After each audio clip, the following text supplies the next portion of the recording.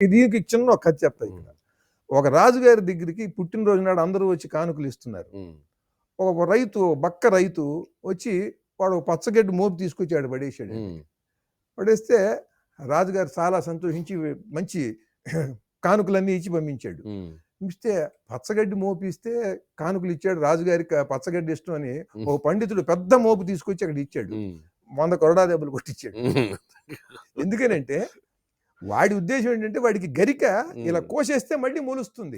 అట్లా నువ్వు రాజా, నువ్వు గరికలాగా ఎప్పుడు పచ్చగా ఉండాలి, మళ్ళీ ఎప్పుడు నిరంతరం నీ దగ్గరికి ధనం వస్తూ ఉండాలి అని చెప్పి ఉద్దేశంతో వాడికి ఉన్న కొద్దిపాటి జ్ఞానం, చిన్న ఆలోచనతో వాడేదో మంచి ఊహ చేసి ఇచ్చాడు. మీరు పచ్చగడ్డిలా ఉండాలి మహారాజా అని. వీడికేం రోగం అండి, పండితుడు వీడు శుభం పలికి మంచి శ్లోకాలో పద్యాలో చెప్పాలి. వీడు కూడా వీడి లక్షణం మాని వాడి దగ్గరికి వెళ్ళాడు. అందుకని ఎప్పుడైతే వీడి స్థాయిలో ప్రవర్తించలేదో రాజు వాడి కొరడా దెబ్బలు విధించాడు.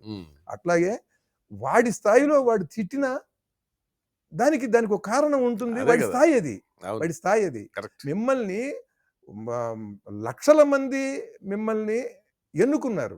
ఎన్నుకున్న 1,00,000 మంది పైన మిమ్మల్ని ఓట్లేసి ఎన్నుకున్న తర్వాత ఆ ఎన్నుకున్న వాళ్ళల్లో కూడా మిమ్మల్ని మంత్రిగా ఎన్నుకున్నారు. మీరు ఇప్పుడు తిట్టడం అని ఎందుకంటే అది భాషా సంస్కృతులు, ఒక జాతి భాషా సంస్కృతుల మీద ప్రభావము, తద్వారా పక్క రాష్ట్రాల్లో వాళ్ళు బూతులు తిట్టుకుంటారా అని చెప్పి మన పక్క రాష్ట్రాల్లో మొత్తం జాతి మీద పడుతుందండి. పడుతుంది కాదు, మీ ప్రవర్తన, మీ మాటల ఇది ప్రభావం జాతి ఇరుగు పొరుగు రాష్ట్రాల్లో కూడా మనం వలసైపోతాం. ఇది చరిత్రలో ముద్ర అయిపోతుంది, వీళ్ళకి తెలియదు. అందుకని దీని గురించి చెప్పామనుకోండి సర్దుకుంటారు. చెప్పేవాళ్ళు కూడా కావాలి. చెప్పినా సర్దుకోలేదు అనుకోండి, అప్పుడు ఏం చేస్తామో అది అప్పుడు పరిస్థితి.